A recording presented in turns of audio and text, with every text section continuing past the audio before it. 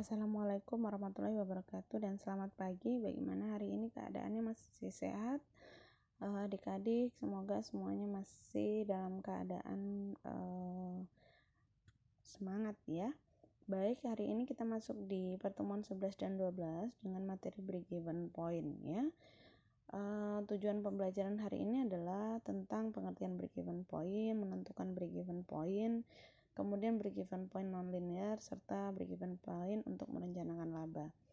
Nah, di sini ada break-even point atau titik impas. Jadi, break-even point ini di mana posisi jumlah pendapatan dan juga biaya ini sama atau seimbang sehingga tidak terdapat keuntungan ataupun juga kerugian. Biasanya break-even point ini orang mengatakan bahwa ini sudah kembali modal saja ya. Biasanya kembali modal itu artinya bahwa dia memang di titik dia tidak akan rugi dan juga dia tidak untung. Nah, break-even point ini juga digunakan untuk menganalisis proyeksi sejauh mana banyaknya jumlah unit yang diproduksi dan juga berapa uang yang harus diterima ya. Inilah break-even point. Jadi memang kita harus tahu berapa unit yang akan kita jual, berapa uang yang harus kita terima. Nah, inilah yang harus kita pelajari. Dan di sini untuk komponen break-even point ini ada fixed cost, ada variable cost, ada selling price. Kalau fixed cost ini berarti komponen biaya yang tetap atau konstan ya. Konstan ini adalah memang di mana jika adanya tindakan produksi atau meskipun perusahaan tidak berproduksi, jadi tetap biaya ini dikeluarkan. Nah, di sini ada biaya penyusutan mesin, ada biaya tenaga kerja.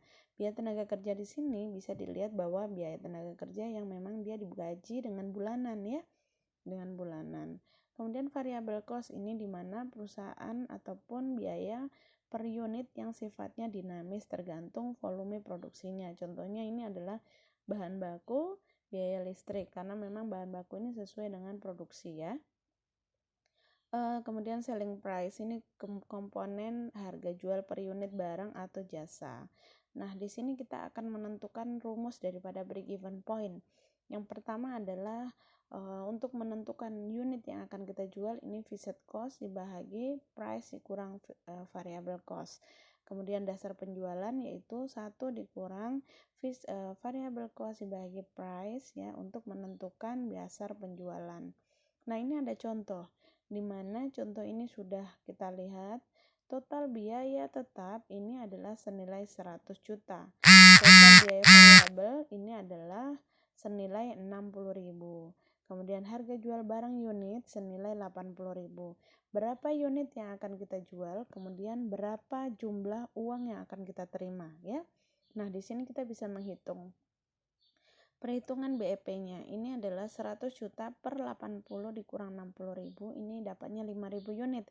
5.000 unit ini artinya bahwa yang harus kita jual ya harus 5.000. Ini tidak boleh kurang ya, tidak boleh kurang, boleh lebih karena kita untuk menentukan keuntungan. Tapi kalau kita jualnya 5.000 berarti sudah kembali modal. Kemudian kalau kita jualnya 4.000 berarti kita akan rugi ya, jangan sampai dia di bawah daripada itu. Kemudian perhitungan BEP rupiah. Ini BEP rupiah ini artinya uang yang akan kita terima berapa. Dengan jumlah 5.000 tadi, kita harus menerima juga 400 juta. Kurang dari 400 juta berarti kita mengalami kerugian. Lebih dari 400 juta berarti kita untung. Nanti kita bisa menentukan di situ BEP-nya sehingga kita bisa menjual berapa unit yang harus kita jual ya. Baik, ini untuk analisisnya ya. Memang bahwa itu tadi adalah meramalkan keuntungan. Jadi kita bisa meramalkan keuntungan dari break even point. Berapa keuntungan yang harus kita terima ya. Kalau memang mau 2 kali lipat berarti kita harus jual berapa. Kalau mau untung berapa, misalnya lebih daripada itu kita harus jual berapa ya. Kemudian di sini ini adalah untuk menghitung berapa jumlah ataupun keuntungan yang harus kita terima. Ini kita punya target laba ya.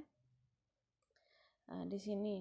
Nah, kemudian karena kita ini menargetkan laba 80 juta, 80 juta kita punya laba ya, berarti hampir 100% daripada fixed cost ya. Jadi kita harus menjual 9.000 unit dengan laba 720 juta atau senilai 320 juta ya.